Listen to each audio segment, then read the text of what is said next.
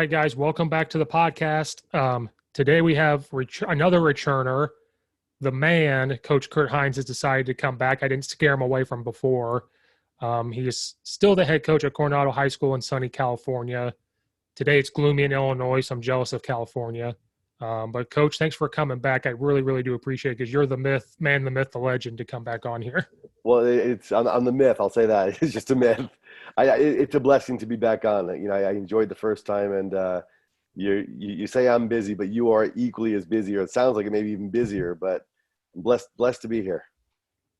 I don't know if I'm busy if you love what you do. If you're just talking ball, is it really busy? I think it's just time slotting because everybody out there needs to hear this. I need to apologize to Coach. Since June, we've been trying to do this, and my schedule has just bounced around because it was basketball, it was football, it was family or whatever. So now I'm getting into a groove. But that June can go with COVID and go away. Like we need to get rid of that. But no, I have to apologize to you face to face of like my schedule just bouncing all over the place. It was crazy. No apologies needed. I think that's one of the great things about coaching, in all honesty, too, is just like when you're in a game, you got to roll the punches, and we all have set practice schedules and game plans. And as Mike Tyson is famous for quoting, everyone has a game plan until you're punched in the face. So we knew it would work out. We knew eventually we'd get back on this thing. Yeah, I needed to before August. I know once August hits, every coach is going to say, no, I can't. Especially some Texas high school coaches. They have to do it now because they told me. They were like, near the end of July, they won't have time for nothing. Yeah. For Texas. Yeah. And I think there's power in that. I foolishly, my first few years coaching, would say, I hated saying no to people. I in addition to teaching and coaching, I paint murals. And gosh, one time about 15 years ago, it was during the middle of the football season. A family asked me to paint a mural, and instead of meeting with them and scheduling it for after the season, I did it during the season. So I would teach all day, coach for 3 hours, sometimes have a coach's meeting, then go paint for 2 hours. And there's power in saying no sometimes. And the people that, like you, that are busy, they get it. They understand that, it's just, now's not a good time, and we'll circle back, get back to it. Well, that's why like I told you, I have like 8 this week, and I just keep going. And I'm the type of person that's like, I want to work around your schedule. Like when we were messing up, like I have to work around your schedule more than mine. And I've done that with these coaches. I'm like, oh, you can do it this time. I'll make it work. Yeah. And like, that's my big problem is I have to make other people. Besides that week and a half I had off, I said, forget everybody. I'm not doing a thing besides see my parents. And that was it. I was like, forget everybody else. I have no friends right now. I'm going to sit on the couch and do nothing. You need that. It's funny. At the end of the school year, my principal, she asked me, she's like, Kurt, you don't want to do summer school, do you? I said, Marlon, no, never have, never will. I'm like, I need my time. I need my time with my wife, with my kids, my grandsons. And I said, I used to think this just sounded like a good sales pitch, but I firmly believe by my not doing summer school, when August rolls around, the beginning of the school year, mid-August for our students, I'm excited to be back. And they need that. They need a teacher that's fresh and excited as they are, because if not, it doesn't serve anyone. I did summer school before the summer before COVID. And then obviously we didn't have summer school last year. This year they asked me to do it. And I said, I kindly said, after all the BS we put up with this school year, no. Yeah. Because I got to deal with sports on top of it. Yeah. And after all the stuff we dealt with, no offense. I was like, no. Especially after this past year. That was brutal. I said, next summer you can ask me, but school ending June 5th, and I was right back into coaching. I was like, no. Summer school started like a week after that. And I was like, nope. In a normal year, we're done in May. Then we continue on, but no. No. So I know you said you got 5 games this coach. So I'm asking you, how'd you guys' year went? Because when we talked last time, at that point in time, I think you were supposed to play in December. Yes. I remember saying you have the weather for December. We don't. Like we were going to have a hard time. Correct. Yes. So we were scheduled last time we spoke to play in December. And like most of us, regardless of where you are in the country, at the last minute that changed again. So we had a season that kind of here in Southern California put all 3 seasons together in one season, 1.5 seasons, if you will. So we had 5 games. It was a blessing. We won league, which was a huge accomplishment because 2 of our varsity starters were freshmen. We had our starting quarterback for our first game, who was a senior captain. Our first game, we scheduled with a buddy of mine who he was my line coach when I was a head coach in New Hampshire, and he moved out to San Diego about a year and a half ago, 2 years ago. His wife is from here, and they had their first child. So he took the head coaching job of a different high school that is a Division I program, and we're Division IV. So our team should never face each other. Mm-hmm. But in this crazy season where it was already just a 5-game season, we had one of our opponents cancel their season, so we were down to 4. He had a bye week, so we scheduled, and we at the half it was 10-7. Oh wow! So it was fantastic. They ended up beating us 39-7, but we had 9 kids starting both ways, and they were just stacked, and they deserved to win hands down. And I was so proud of our young men because they didn't play afraid. They showed that we could hang with the D1 team at least for a half. What happened was, as coaches, we got together the next morning, of course, and we said, listen, we got to figure out a way to have less guys starting both ways. Mm-hmm. So talked to my starting quarterback, who is an amazing young man, but he wasn't the best person for the position, for the quarterback. So I said, Brady, we're going to have you start at slot. You're still going to be a captain, still going to, be a leader of our team. And he ended up choosing to walk away from the team and just focusing on baseball.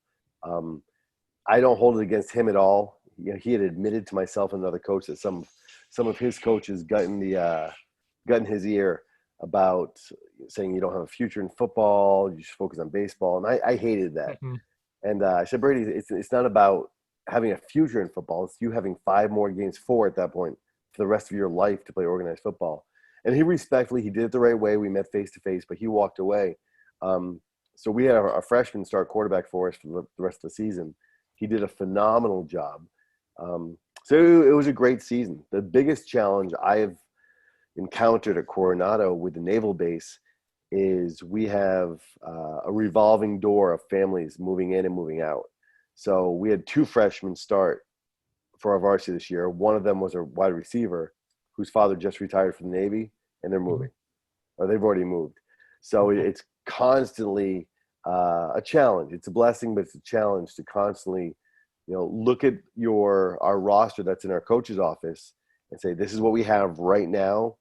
And in previous years, I would say, this is what we have right now. And you could see, all right, we have this for the next 4 years, 3 years, 2 years.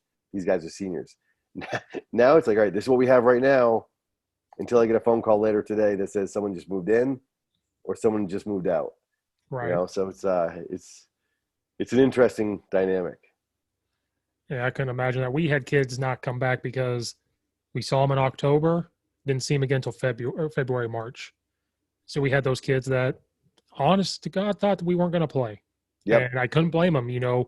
Parents had lost their jobs. They had to go work. They had to do this. So we lost a lot. I remember in October, we had like 30-some linemen. And me and the D-line coach looked at each other and we're like, all right, we can have just a defensive line, just an offensive line, and go about it. We show back up in the spring. It's like, oh, we're down to like 20 or less. And some just are not ready for varsity yet. Yes. And so we had the same thing. Like, offense would come off. I'm like, all right, O-line, come here. And 2 or 3 walk to me. I'm like, where's the other 2? Well, they're playing defense. I'm like, oh, all right, well, okay, we ran into the same thing. A lot of guys going both ways. Yeah. And like I said, that was a challenge. And then our weather was a challenge. First practice is March 3rd. We walk out of practice one day, and you have to battle with other sports. So one time we had practice like 6:30 at night, and it's 12 degrees outside. Yeah.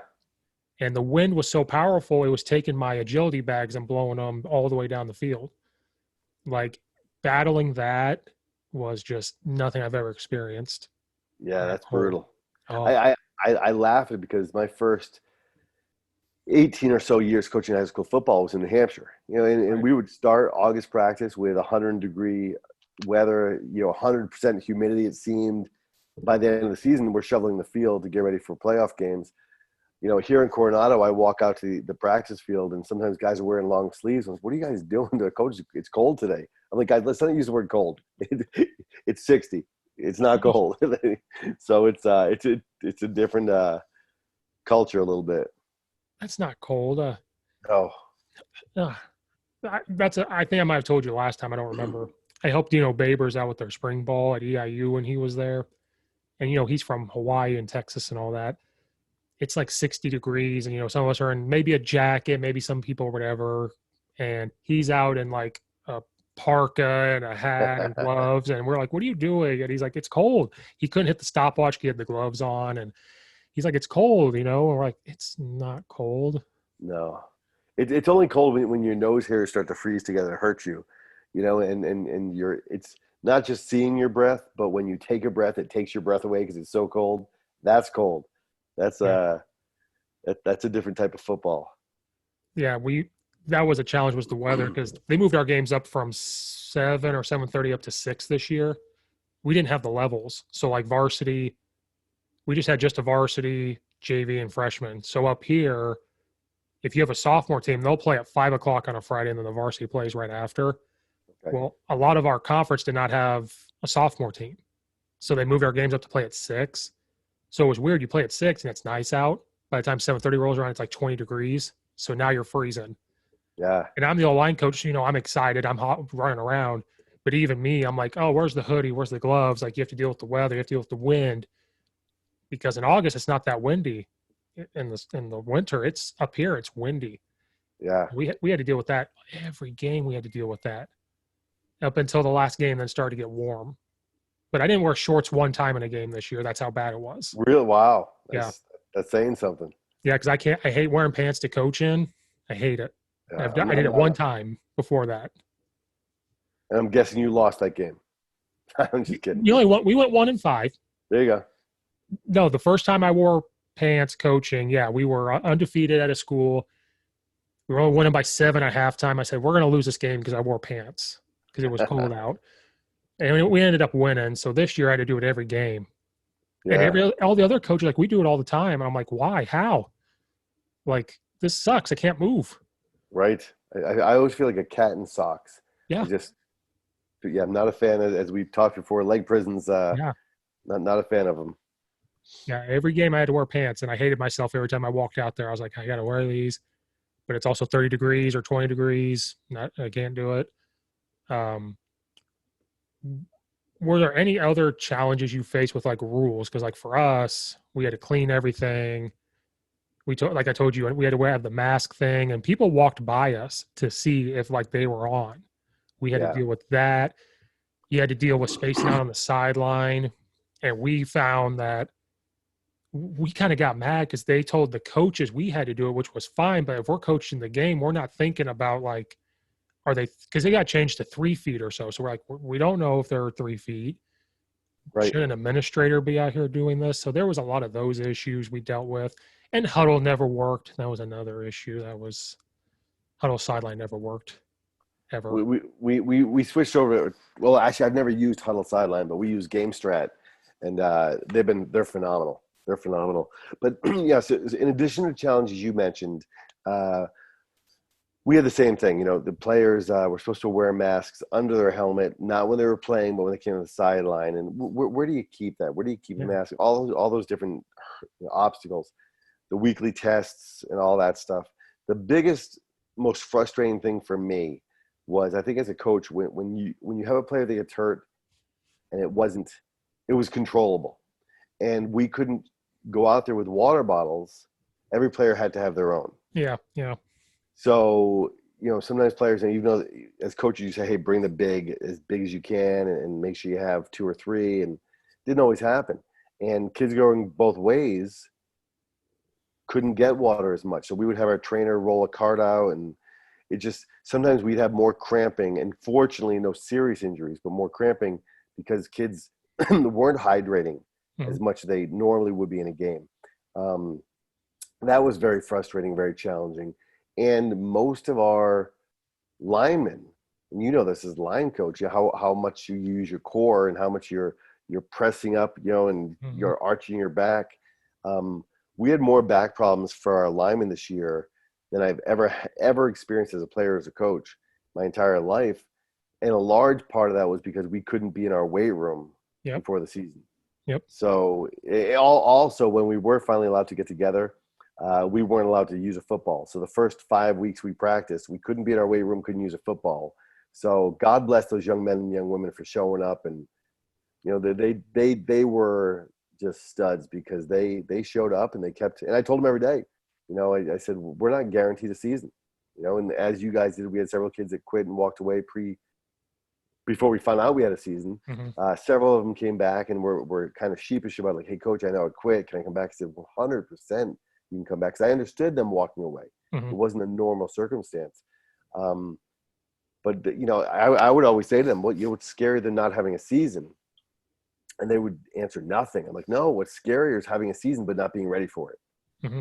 So for those of you that keep showing up day in and day out, not knowing whether we're going to have a season, that shows real heart and character and drive and love for the game, because, in most years, every year except for this, you knew the hard work you were putting in was going to pay off. This year, same for you guys, every young man and young woman that showed up, they didn't know that they were going to be able to have a chance to play under the lights. So yeah. it was a telling experience, and a very. I'm an optimist to a core, so we'll definitely use this moving forward to continue to just build upon the challenges we face and realize the blessings of where we are now, and God willing, having a season and the school year moving forward without any more of this stuff. That's all I'll say. Yeah. We didn't have to do any of the weekly testing like other states did, which we kind of liked at a point, because we were afraid of, like, what if it is a false positive? Well, in high school, it's going to be slower. NFL, they're going to figure it out. College, they're going to figure out. High school, we don't know. And then another challenge, we never had to cancel a game. Nobody canceled on us, and we didn't have to. So we were very blessed with that.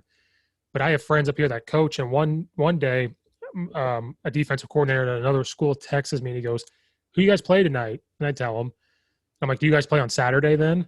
He goes, "No, we were on the bus going to the other school. Department of Health calls and says we have to cancel the game because the team you're going to has a positive test on the way to the game." That's miserable. Oh, and I'm like, isn't there like a timeline? Like, if it's not reported by this time, you shouldn't have, like, that made no sense. So that was happening a lot in Illinois, and you couldn't schedule outside of like a certain mile radius. So you were stuck. We had one incident where we had a game on a Friday night. Everything went off fantastic. I got a text from the head coach of the team we just played, and said, "Coach, just hate to say this to you, but one of our players just tested positive, and because we were in close contact all game, that could have thrown off and made us cancel the following Friday's game." Fortunately, it didn't. Things worked out where he didn't play. He played in the JV game, but that JV game was earlier enough in the week. So it's just, the whole year was just a test of patience and faith and everything. Yeah, and then there was days I showed up, and then a part of me would like panic of like, when's it going to stop? Like, when is one of our kids going to show up not feeling good? When is the other team going to call us on a Saturday or Sunday and say, "Listen, our kid just tested positive. Now you guys have to do." I was waiting for it, and it just never happened. Never happened. Yeah. Well, and our numbers were so low this year, where if we only had, probably about 15 linemen in our entire program. It was just mind blowing. I had never seen numbers like that. And you end up having, 2 linemen home sick, and then you're like, well, wait a minute, we can't run our starting offense right now. As you mentioned, because there may be another center, but he's a freshman, and it's a little different when you're a skill player playing varsity, unless you're, kind of a mammoth, just naturally big freshman. But it's I'm excited to get back to normal.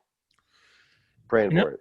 In Illinois, it's looking that way, except now we're battling the masks in school. That's the next thing we're battling right now. But like I said, basketball, we did summer league, no masks, there was nothing. Football, we're out there doing our normal thing. And like I said, we just had a joint practice today, which was fun. Another school came. Great. Yeah, we excited for it. So as of right now, we are getting told sports are going to look normal. Like we're on track to be starting in August like normal, have a 9-game regular season like it's already scheduled.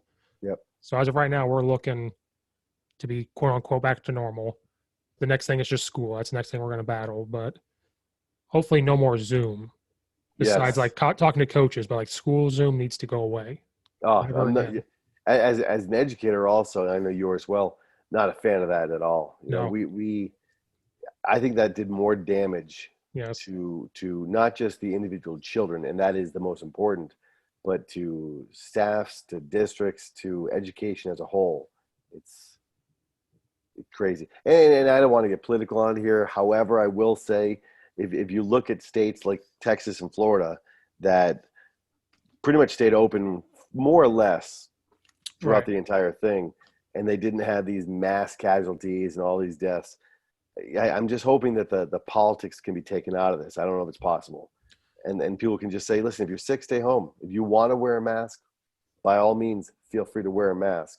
But, I'm heading over later today, I hope, to see my grandsons again. They're just 2.5 miles down the road. I was over there yesterday and talking to my daughter, who's their mother, and one of my grandsons is on the spectrum a little bit, a little Asperger's, very high functioning, but he's 6 years old, and something that he may grow out of it, whatever. But I think all people get social cues from facial expressions and everything, especially children, and especially children on the spectrum. And it's the thought of any of our kids having to go back to school and to deal with that again. It's just not a fan of it. Oh no, my girlfriend does early intervention, ABA therapy. So she's had to deal with this. Kids, some going to school, some aren't going to school. Their schedule changes, like you said, facial expressions. Wearing that mask was hard for a lot of these kids. But the big thing was facial expressions. Like she's used to she loves kids, so she's always like energetic while she's in a mask. That kid might think they're in trouble because there's no facial expression. Yeah. So that was a big thing for her. It's huge. You know what's funny to go back to the football thing for a minute. We had this when I was a head coach in New Hampshire. Never any other program I coached at, and then it happened out here in Coronado too, where at the end of every practice, and I've never asked our players to do this, but at the end of every practice, whether it's a workout in the weight room or a practice or a game, every player goes through and shakes hands of every one of the coaches, which I just love.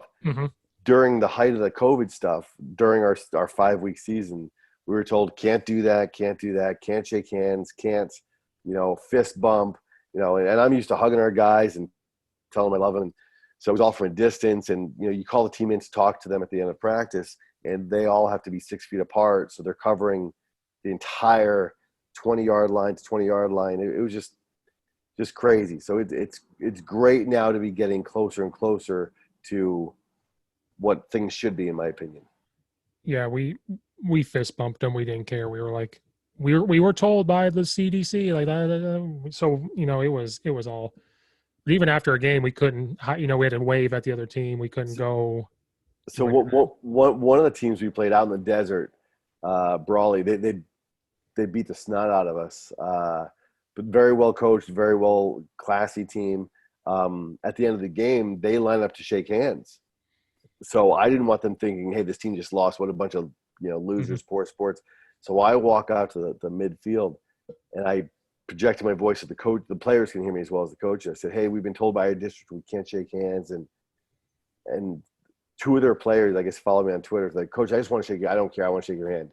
So I'm like, fine. I shake their hands, and then the whole team comes over. My team didn't know what was happening at first, so they started walking over behind me. And then they all started hugging, and I was like, and I loved that moment, but I did think in the back of my mind, I'm going to get a bunch of emails from powers that be or whatever, and never heard anything about it. So I was happy about that. I think a lot of them realized, and I know a lot of our parents were very, very vocal about their feelings about all things that their sons and daughters were being put through as well. So I was very happy that there were no repercussions of that. Yeah, I guess it was weird. You had to wave. And so after a game, you're taking the headset off, you're doing whatever. If you don't wave, they think you're mad. So I always made a point to walk on the field and wave because I was like, they're going to be like, that O-line coach is just a jerk. He did whatever. Right. Because we were 1-5, so we lost all but the last game. So that stretch of 5 games, they probably I'm a sore loser. Right. Yeah, I'm frustrated after a loss, but I tried to wave. Yeah. That was weird too, to like not go shake Well, the coach's hand and say, "Good job, you guys deserve this" or whatever. That was really weird to not. yes.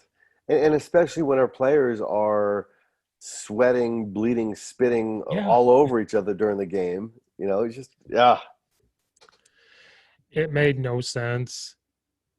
Um, and I still do it to this day. If someone comes to shake my hand, I go to do the fist bump because I was so used to like you're not supposed to do this because I'm used to like shaking hands, looking them in the eye, like how you doing. Right. And it was a couple months ago, someone went to shake my hand and I did it, and I walked off of it. And I was like, oh, I shouldn't have done that.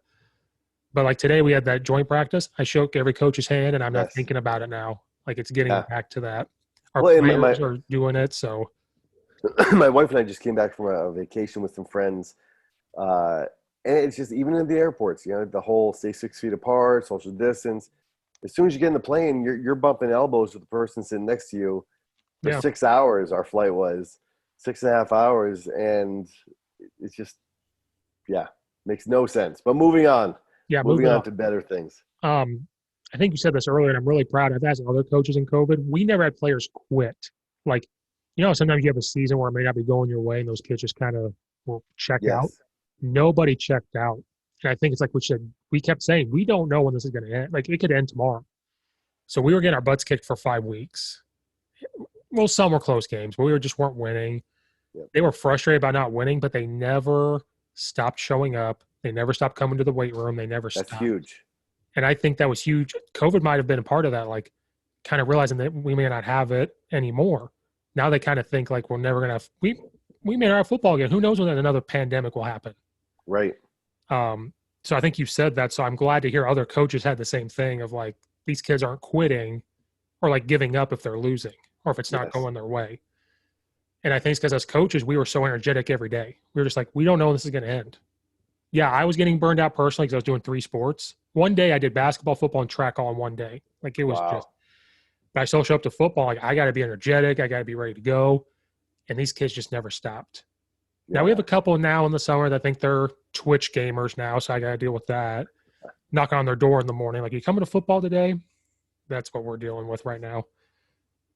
It's funny, and you hit the nail on the head. In my opinion, as far as we don't know, as without getting preachy to you or anyone else, my faith is everything to me. So I'm a huge believer in the power of prayer and everything. But we don't know if there's going to be some other pandemic or whatever it is. For years we would always say to our seniors, guys, you got 10 more games the rest of your life. You get 9 more games, 8 more games. And now I look at our players, I'm like, guys, we don't know. Mm-hmm. Like we're on the practice field right now. God only knows what's going to happen. We go home tonight, turn the news about tomorrow's practice, and it's not about living in fear for me, but living in appreciation. Right. Of saying, hey, we have the blessing of being here right now. Let's make the most of it. Let's. You always say, hey, my final practice or my final game, I'm going to make sure I give it all, leave it all on the field. And then someone gets an injury, they tear their ACL, they're done early. You never want that. But I think COVID kind of opened our eyes, or at least mine, to, man, just every day, as cliche as it sounds, every day is a blessing. Every opportunity we have to strap on the pads or put that whistle around our neck, once again, as you said, we have to bring the energy, even if we're not feeling it. Because if we don't, our players, not only are they going to feed off that, and it'll affect practice and that Friday's game, but it just, as coaches, we need to bring the energy every single day. Energy drinks were my best friend during the spring and the beginning of the summer. What's your go-to? Oh, I was on a big bang kick there. Same. Then I started to realize I was having too much caffeine. So now I just bought the Rocks, the Zoa energy that he made. I just tried one of those when we were on vacation. Yeah, I have the orange one. They're perfect in the morning, like on the way to football, because they have way less. They have like half the caffeine of the bangs. Because I started to realize like I'm having too much. Yeah. Like coffee in the morning, and then later on in the day it's like bang. Or there was Raz. That was another one I grabbed. Celsius is another one. Yep. I was just grabbing them, and I tried to quit at one point. I realized I got to stop. About 4 days later, I'm like, no, I can't do it. Not during the season. Oh, yeah. I coached with a guy 3 years ago. He would drink 2 bangs a day or something. He could just Yeah, handle it. I've been known to do that. I'm not proud of this, but we had a game back in New Hampshire years ago where I used to drink the Monster energy drinks, Mhm. and those didn't sit well with my stomach. They just, Mhm. I could, if I had one past 4 o'clock, I was up all night. Well, we had been bumped up to Division One. We had won our league and division championship the previous year, lost in the state championship, but been bumped up to Division One. So they don't sell them anymore, and they shouldn't. But Monster used to have the BFC, Mhm. the big F in can, Yeah. Yep. and it was the equivalent of 2.5 or 3 energy drinks in one. And I remember I drank one all day at school. Got to the coach's office a few hours before the game, kind of getting things ready, getting my mind cleared. And one of my assistants walks in and he goes, "Coach, I got you this." And he puts down another Monster BFC. I should have looked him in the eye and said, "Thank you so much, Coach." Put it in the fridge and saved it for the next day. I was too amped up, so I drank it. We were picked by every media outlet that year with our season opener against this powerhouse team to lose by 35 points or more. I think Mhm. the nicest guy said 35 points and said we might get 3. We might get a field goal or something like that. We ended up winning that game 14-12. So in addition to the excitement of the game and the energy drinks, I don't not only did I not sleep, I don't think I blinked that night. It was the most foolish thing I've ever done as far as putting into my body. Just my heart should have stopped or exploded. But so I try to limit the bangs I have now. And bangs, I'm not promoting them that per se, but I can have those at 5 o'clock and not have it keep me up. Yeah. So that works well for me. But I'm to the point now where I could have one and go to sleep. That's yeah, the problem. And that's where I kind of knew. I was like, maybe I should cut back because I started drinking. So I had a system, and you're going to call me stupid. So if this energy drink has way less caffeine, I can drink that in the morning. And then later on in the day, have a bag. I think It, it's ingenious. that's what I thought. And then I was like, but just have coffee. But I'm like, well, when it's hot outside, I don't want a coffee. I want this. Right. And so I have a buddy that's a dietitian, and he goes, "Steve, you're not supposed to be having those." And part of me's like, "Don't tell me what to do. Like, you can't tell me to not Right. eat." I'm like, "What's the difference between that and having 2 cups of coffee?" In my opinion, it's the same Right. thing. He goes, "Does it actually keep you awake?" I was like, "No, I can go to bed right after it, but that's not the point." And I've never been a coffee drinker, so that's my number, just brain numbing rationalization of, well, I don't drink coffee, so I'll have the bangs, and Right. so I'm sure we're all better off without coffee or energy drinks, but Well, it's it funny is you what it brought up. is. It's funny you brought up your Monster. When I was in high school, that Monster had been out, but I think it was becoming popular at the time. It was in 2006, maybe. It was kind of becoming popular, maybe. So what do we do as high school kids? We bought one and tried it. Mm. We had no school that day, but the football players we were hanging around. We drank one and we're like, "Oh, these are delicious." We went back to the gas station, had another one. I think we had 2 or 3 of them, and we played a football game. Oh, During the football game, about the second quarter, we are breathing heavy. We're chugging water. We're dumping it on ourselves. We come in at halftime. We're only winning by like 7. The coach is mad because we lined up all the monsters because we could just save the can. We could save the cans and get money. Kids may not know that anymore, but you used to get money right. for cans. He got mad and threw them all off and was like, "If I ever see an energy drink in here again, blah, blah, blah, blah." And it was terrible. I Yeah. was 16 years old, I think. And that's when I realized, I tell these high school kids, you do not need the pre-workout in this monster stuff. No. I told them from experience, you don't need it. I do, but you don't. Well, and I really do think that the difference is, we're coaching, and yes, it takes a lot out of us, but it's not the same as playing. Right. And sometimes they can give you a big rush, but there's also a big crash afterwards if you're exerting so much energy. Right. Yeah. I was terrible. I'll never forget. That's when I see these kids. A kid showed up yesterday and there was a bang in his shoe to drink afterwards. And I had to go tell him, like, they're delicious. Don't get me wrong. But you don't need that. You're 17 years old. You don't need to be drinking that. What did he say? "Oh, coach, but it's got the BCAAs or amino acids." And I was like, "But how much caffeine does it have in it?" "But there's no Right. sugar." I said, "No, but how much caffeine?" Right. I said, "You don't need that. What time do you go to bed?" He goes, "I can go to bed till like 1 or 2." And I said, "There's your problem." Yeah. I said, I try to lay down in bed at 9:30 or 10 o'clock. I'm here at 6:30 in the morning when you get here at 8. Like, Right. I'm allowed to have this. I don't have to go run in a helmet anymore. Right. Because that's another thing they brought. Well, Coach Steve, you show up to our meetings with one. I'm like, don't worry about what I'm doing. Worry about what you're doing. Exactly. I need to be in good enough shape to coach. You need Yeah. to be in good enough shape to play.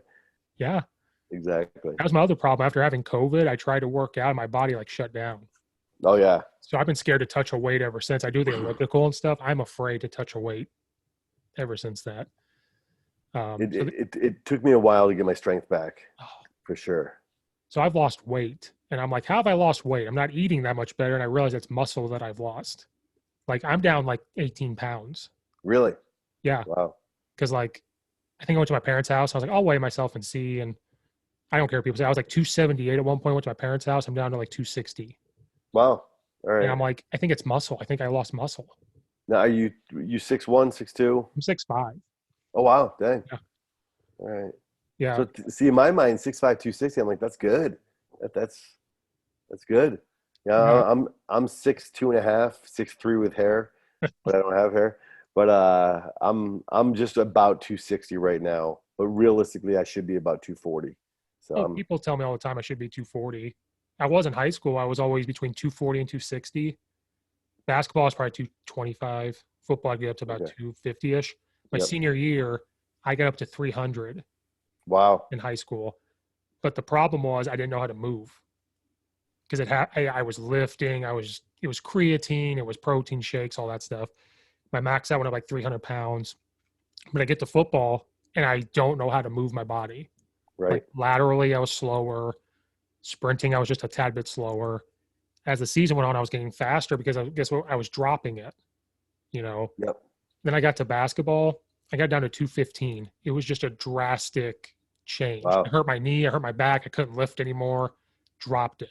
Tried to play college football. Got back to 260 and could just never do it again. Like my body was just like saying, screw you, buddy. What are you trying to do? Like, right. Then in college, you're eating 3 trays of food to try to put weight on, but you're burning it off as you're playing.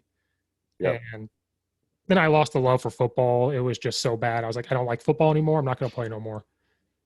So that's another thing I tell kids. If it's not fun, then you don't need to do it. Right.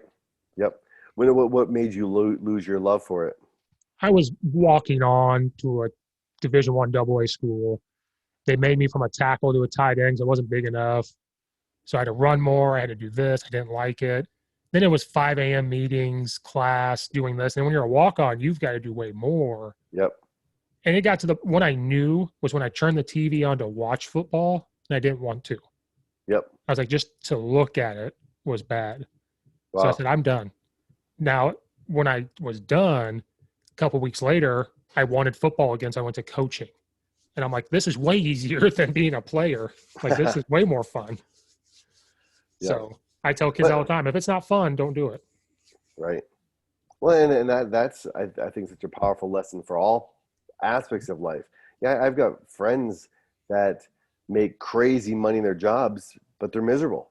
Yeah. You know, they're not miserable people, but they're not happy. And I'm like, man, you know, you're making 4 times more than I am. And they're always like, man, I would love to be able to coach. I just don't have the time. And I'm like, it's not an easy choice, but it's a choice. You know, and I don't want to go to my, it sounds cliche, but go to my deathbed with a ton of money in the bank, you know, and living a life of never really living a life. Right. I agree. So I hear people say, I'm like, well, I'll take your money and figure it out for you. Like, don't you worry. Give me that money. I'll figure it out. That's my dream, is to be just a full-time high school coach, but it will never happen. I don't know if I could go to college and do it, but high school coach I could do all the time. Right. Same. I'm not going to talk scheme because that's not we did last time, but I have a question with coaches for me. So we were kind of new though. You already had a system and stuff. We had a new head coach. I'm coming in as the new run game coordinator. I panicked this year and gave up technique time for scheme because I panicked because we had a shortened season. So we only had like a week and a half or 2 weeks before the first game of practice. So it was like, Steve, you need to do drills because we wanted to be a power inside zone. So I had to figure out this, but I would start to panic and be like, well, they have to understand power. They have to understand inside zone. So I gave up drill time and technique time to go over more group stuff. Mm-hmm. So I'm very curious with other coaches if they did the same. And it's been half and half. Some did and some didn't. 100% we had to.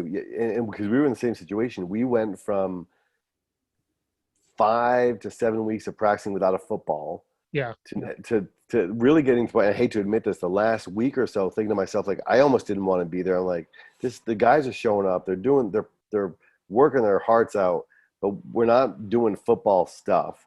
Right. The linemen, who they live in the trenches, they live being physical with each other, so have to be 6 feet apart. Right. You know, yeah. We couldn't use a sled. We couldn't use anything. So then we got where we were having a season, and it's like, well, wait a minute, we've got a season 2.5 weeks from now. Mm-hmm. Like how is that safe? Like how, so we had to look at it and say, don't teach the basics, but don't be so worried about, we have our linemen try when they get their hands down in the grass and, the turf, get your thumbs forward. It forces the elbows up. It forces your hands in good position right out of the gates. And, don't, and I was telling our coaches, mention that stuff, go over that briefly. But we can't spend the time so much on that, as you mentioned, because we need to get into, hey, this is what this play looks like. This is where you need to be, where body needs to get. This is how you tag block, and we do a lot of inside zone. That's our meat and potatoes. And for us, it is a lot of what we call COG, center and guard, tag, tackle and guard, tackle and tight end. Just all combination blocking to get to the next level. And yeah, we had to spend our time on that. Absolutely. Yeah. I had to sit down with the OC and say, what do you want? Are we going to be a heavy run team or are you going to pass? So he's like, we may have to be heavy run. So there had to be 4 or 5 run plays. And I said, okay. So I even panicked more. So I had to sit down with myself because it was just, we had volunteer coaches, and with the time difference of starting the spring, their work was just not allowing them to be there all the time. Same. So it was just me and the OC in these meetings. And I had to come home every day and say, what can I do every day that fits every run play that I do? So we run power. We do what you do. I double on inside zone. I love doubling. We ran ISO, was a huge play for us this year. I love trap, so I had to convince him to put trap in. I had to do whatever. And I said, what is something I can do every day? Well, double team to the backer every single day. So I had to do that and skip pulls for power. I was like, I'm a big skip pull guy because power's going to hit A gap or B gap. I don't know. So every day I did skip pulls and double teams. And that was it. And stances, I was a big thing on stance. Then I would panic and be like, all right, we're going to stop and go straight over here to group. So you guys understand what this looks like. We're going to get this front. We're going to get this front. What about this front? And then rotate guys in. And I just, at the end of the season, I said, I was getting upset about why are they not taking this footwork to get here? Why are they not doing this? Well, Steve, you idiot, you didn't go over it. Right. And so I'm like, I told the head coach at the end of the year, we had an end of the year meeting with the head coach, every coach. And I said, I was an idiot. I was doing this. I was doing this. He goes, Steve, I was doing it too. They were putting in a 4-2-5 and he was trying to like, we're going to see this. We're going to see this. I have to do this. And he was doing the same thing over there. And he's like, thank goodness we get June and July and August this year to like do it. Yes. And almost looking ahead, I'm thinking, my assistant head coach, he's also my defensive coordinator. We're sitting down tomorrow and then next week. I almost feel like we have to take a few steps backwards to not rush into. It's weird. It feels like we just had a season because we all just had a season, but at the same time, we didn't have a normal season. So it's not like, hey, picking up where you left off. It's almost like saying, hey, let's slow down now. Mm-hmm. Let's get back to the basics even more. And that footwork, the start, the stance, the get off, all that stuff that is so critical that normally for returning starters, you can kind of, I'm not going to say rush over, but spend less time on. And because of this past year and how it was so bastardized, if you will, go back and spend a lot more time with it. That's what's happening now. Now I'm too much into technique. It seemed like the time as I've seen them in June. All right, we're working on stances. We're doing gallops to figure out how you can gallop to that double team. We're doing skip pulls. We're doing this, and that's all we did. Like, let me ask you a technique question. And I'm just curious because I've always been I've coached quarterbacks, running backs, wide receivers, defensive backs. I've never I played offensive line. I played center in high school. Right. Played tight end in college. But I've never been a line coach per se. So I know what we do, when I'm trying to teach those combination blocks, and I learned this, I forget who I learned it from on Twitter, but we will take one of those hand shields and put it between two players and have them work off keeping their hips together to get to the next level. And the term we use is bully your teammate to the next level. So I'm saying, hey, listen, if I'm not feeling your hips push me out of the way, I don't have control of this guy. Because we had a bad habit a year or two ago of our kids were so anxious to get to the next level. We hadn't secured the first level. So yeah, hey, you got to the backer, but the D tackle just made the tackle because your buddy didn't have him. So what do you do personally? Like what have you found that works best for that? I did that same drill. I think I saw on Twitter years ago. I did that hip. This year in the summer, I took baby pieces. So I did half blocks. So we gallop and they learn. I don't know how I got back into gallop stepping. I have no idea how I did that, but they do forearms. Well, I don't like that. I like the hand and the forearm. So we did half. I was like, you have to learn the half before the whole. So when they were trying to figure out how to just block half body, now I'm getting the other guy now blocking. And then to slow it down, I have them push that guy about 3 or 4 yards and then I point. Then I'll have the linebackers move. So now they know what it feels like to double team. And then the communication for me is if they see that guy, they have to say you, or me, and then push. Okay. And when I have the bag, they can now push them, and then the bag can go with them. Yep. But this summer, I kid you not, Coach, I had to get cones out for steps where their steps were going to go. Bags, I had to make sure they were doing this. I had to make sure this cone is where they're finishing. And that may be a dumb question for my double team, but that's as simple as I can make it. Yeah. Where I took half and now I'm putting it together. And I reiterate to them every day, all right, we're going to double team. What technique are we about to use? What does this look like? Oh, when we were doing half blocks, I was like, that's what it looks like. Yeah. Now we're putting it together. And I think when I slow the linebacker down at the beginning and they know what it feels like to drive them 3 or 5 yards, I think that helps. Yeah. Then I'll get faster with it. I'll be like, now they can start moving quicker. Yep. And I look back at my earlier years as a head coach. We hit way too much. We ran way too many plays. We did so much, and I just wanted to be intense and go with everything. And I get amped up intense by nature. But as I've matured as a coach, I realized slowing things down for players on the whiteboard, on the film, in practice, walking through plays, not only does it save their bodies, but it really does help slow the game down for them come Friday night, because taking those, as you mentioned, baby steps really allows them to see the full picture. And now when I ask players, as I mentioned at the very beginning of the podcast, when I was in high school and college, coaches would say, hey, any questions? I had a ton. I wasn't going to raise my hand though. So now what I do is any questions, everyone gets this, and then I'll just call up some random guy, hey, draw this play for us. Yep. And I won't do it to embarrass them. So and I have them come up, but if they're like, I don't know, I'm like, hey, I get it. So choose a teammate that gets it. So it doesn't, once I know that they don't understand, I don't leave them up there sweating and, but I repeatedly say to them, guys, I was you.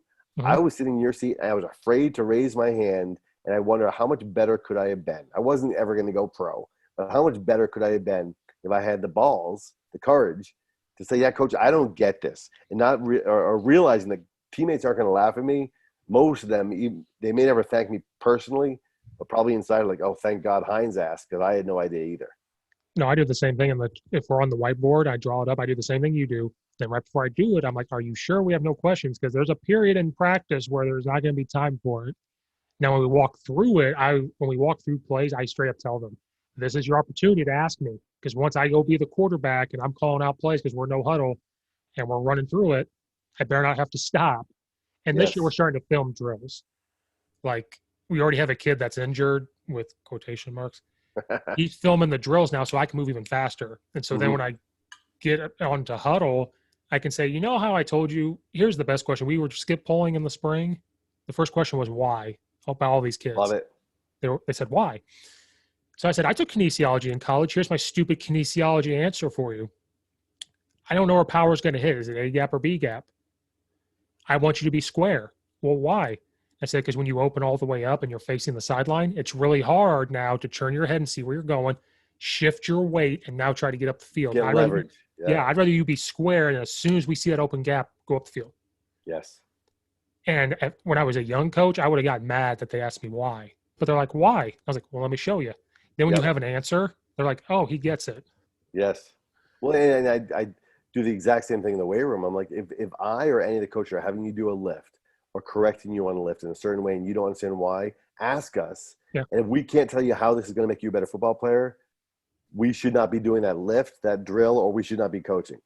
You know, ask when players ask why, I get excited as all get out because they care enough to ask. I find myself more when I do a drill explaining why right off the get-go. And I do it subconsciously now. I don't even think about it. And I never did that years ago. Now it's when we're galloping, I straight up tell them we're galloping to close literally like it sounds, it's galloping so we can close on the gap. And so I explain it. Then I explain how we can see everything. We're square. If that guy disappears, now we can get up the field and go get a backer. And so I was subconsciously now am saying why as I'm doing it. And I think I just learned that because I knew they were going to ask. So now I just do it. And so now I think when I do that and I'm showing them, they're like, oh, okay, that's why. Yeah. Like I'm not just doing it to do, like when we all played football a long time ago, it's just do it because I said so. That's exactly what it was. Oh. Just don't worry about what anyone else is doing. Just know your position. Just do it. You know. Yeah. So and we tell all our players now, like, listen, if you love as a wide receiver being on the left side of the field and being that position, great. But if you really want to be a great player and potentially play at the next level, you have to know the X, the Y, know them all, and that makes you so much more versatile as opposed to a player that can just play one position. Yeah.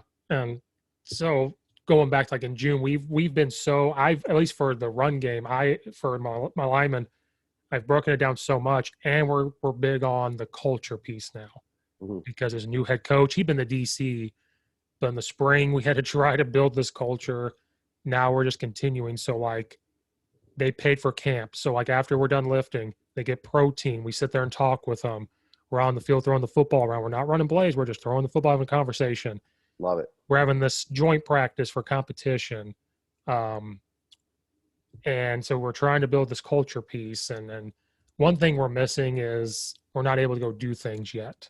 Like, I know last year he wanted to take the kids somewhere. Like a part of us was like, can we just take them to see Black Widow? That would be an awesome thing to go do. Movie theaters just opened up. I got to go see it. But I don't know if the school will allow us to do it. We can practice, but who knows if they're going to allow us to do that. Right. So that's what we're dealing with is the leadership and culture part of changing the mindset of don't go play Twitch on Xbox in the summer. You want to be out here and doing this, and don't have Coach Steve show up on the minibus knocking on your door at 8 in the morning. Like, why aren't you at practice? We did that yesterday. We went and knocked on kids' doors. We were like, what are you doing? And it's kids with bad home lives. So at the same time, we're like, come on. Yes. Coach, we don't have the money for camp. We'll work it out. Work our kids' camp. We'll figure it out. So that's what we're trying to do. We're trying to show them that we're there for them. We're trying to show all this stuff. And me and the linemen laugh at each other. They're allowed to I give them one joke. They can make fun of me one time a day if I do something. But then they know I have to make fun of them. Yep. Or everything else. So that's what we're battling right now. But that's the way we're going right now. I love it. I love it. Well, I think, moving forward, it's because none of the kids, and I don't think even when we have players 7 years from now that were maybe in second grade or whatever it was, I don't know, when this past year happened, they're all going to remember it, you know, and just using it as a positive. I told our coaching staff, because of an incident that happened, the basketball team going on with all that stuff,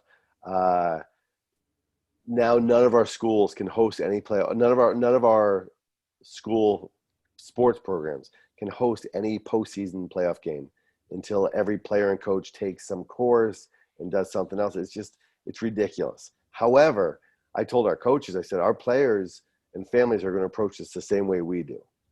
So yes, it's ridiculous. No, I don't like it. But if we really just want to focus on coaching, playing football and empowering people, we need to approach this with the right energy and attitude, or it's going to be just dragging on more negativity. So Yep. I'm excited for this year. I am too, because we're serious, and then like Tuesdays are usually our fun day. So today was the joint practice. Last Tuesday we do an obstacle course. We do something where they earn a T-shirt. I'm going to come up with an offensive line T-shirt, and the coach said, "Whatever you need, let me know." I'm going to come up with a T-shirt. I'm going to have them earn it, and so I love how on Tuesdays and sometimes Thursdays it's a fun day. So it's not all just all folk. Yeah, we lift and we do things, but then it's like, oh, we got to go out to practice. No, we're going to go out there and do an obstacle course. We're going to have competition. We're going to keep track.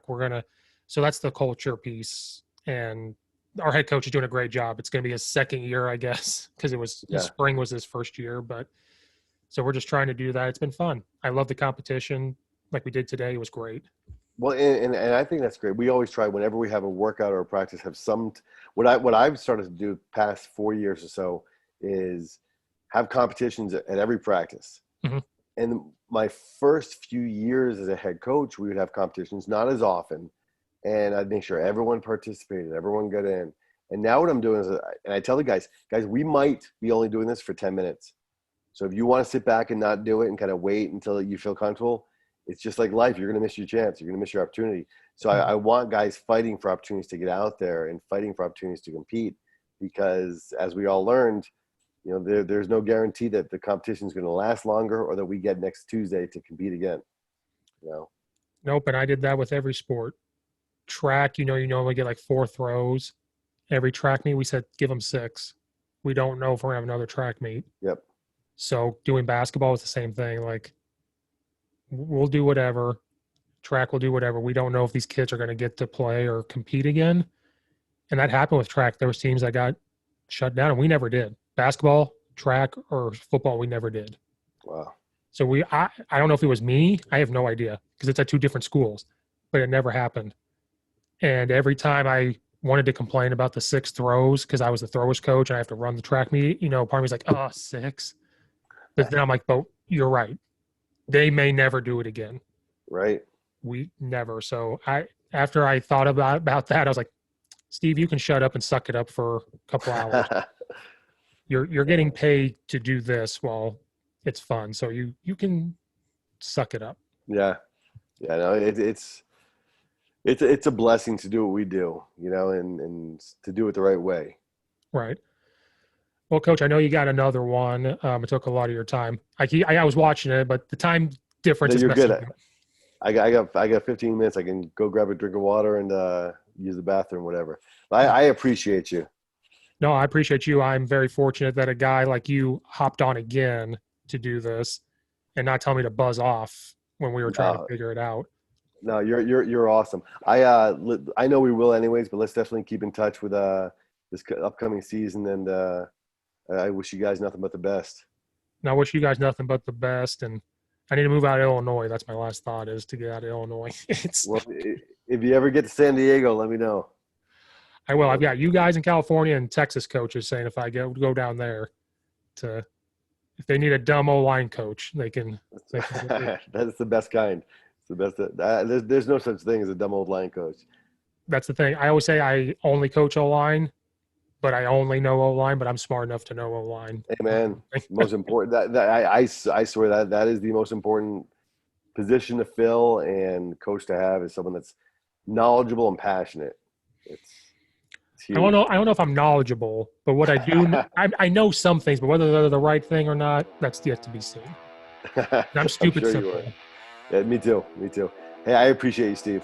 No, I appreciate you guys. Go follow Coach on Twitter and all the good stuff. If you haven't yet, if you live under a rock, you should already be doing that. But this is Coach Steve. We're signing off. Thank you, Coach. Thanks, everybody.